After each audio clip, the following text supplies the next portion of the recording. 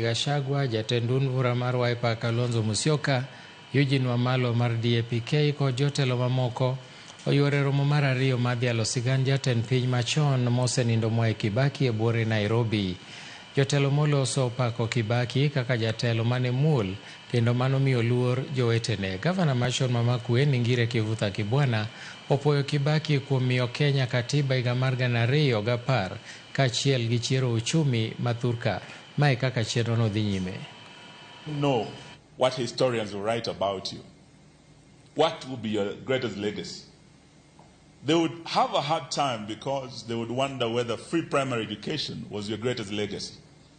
They would wonder whether the phenomenal infrastructure development was your greatest legacy. But I told him, Your Excellency, I think your greatest legacy will be the Constitution 2010. All we need to do as a country is to remain and to protect that Constitution and to implement it fully and faithfully. It's been violated time and again. It was violated last year on the 25th of June when young people, the Gen Z, were slaughtered, demanding for accountability, good governance, and an end to corruption. Yesterday I was in Nakuru as a lawyer acting for Butere Girls.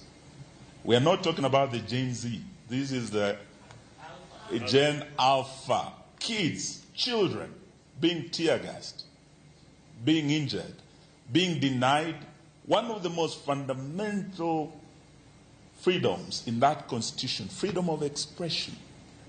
A child should be allowed to express themselves freely, not as a favor from the state, but it is a constitutional protection of our children, nationally and internationally.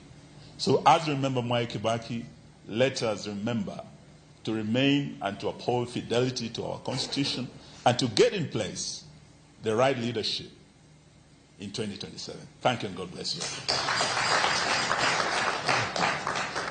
I think Ambassador Muthaura, please come and say something. We look upon you in public service. You are such a mentor. Thank you very much. Yeah. Thank you very much. I really wish to congratulate very much all those who have organized this event. Sometimes in Kenya, we forget our leaders. And what we are doing now is to make sure that we don't forget our leaders. Through our appreciation, we become visionary so that we are able to do more and value our contributions to the country. I want to say that the professors who spoke to us about Kibaki, I think they spoke very well, but I think they forgot a few things which would have even made their presentations very strong. And this is education. I think Kibaki made a great impact in this country on education, not just primary. You know, because the party came with the free primary. But soon after that, Kibaki introduced free day secondary so that to expand, the middle, the middle education. So that really expanded education in this country. It did not stop there. He also introduced Tibet technical education so that every county, and to have a technical institute to empower people. More than that, he expanded the university education from 6 public universities to 22. And soon after, the number went even up to, I think, 33, 34. So for me, the impact that Kibaki has had on education is really what is transforming this country. There's no doubt.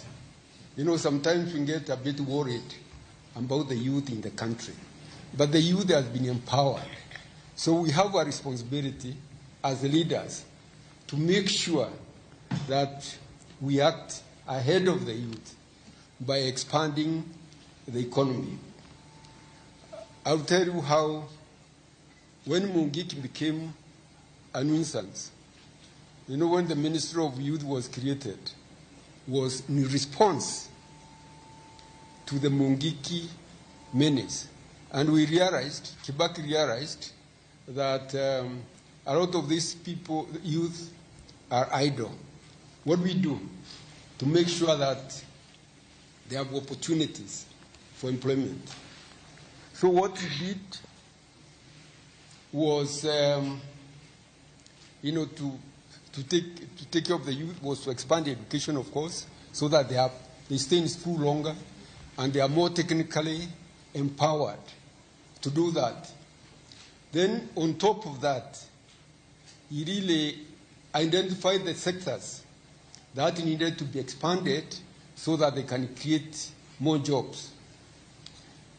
You know, at that time, Nairobi, there were no high-rise buildings.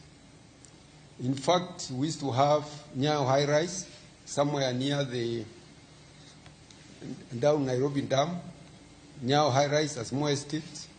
There was Kariako, which was done very early, and a small high-rise also estate in Outer Ring. We didn't have high-rise apartments. So Kibaki opened up Nairobi for high-rise buildings and multi-purpose, multiple use of buildings, not just residential. You can imagine Upper Hill were just bungalows. How many people are in Upper Hill in bungalows in 1 week each? How many people?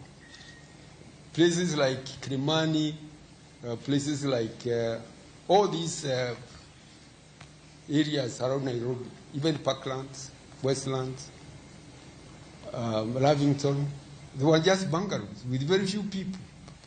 People having just 1 acre in one house, a family of 2 or 3. So you opened up, and they look at Nairobi today. I mean, all these high-rise have created those jobs, a lot of jobs. So really what I'm saying here is that Kibaki really valued think tanks very much.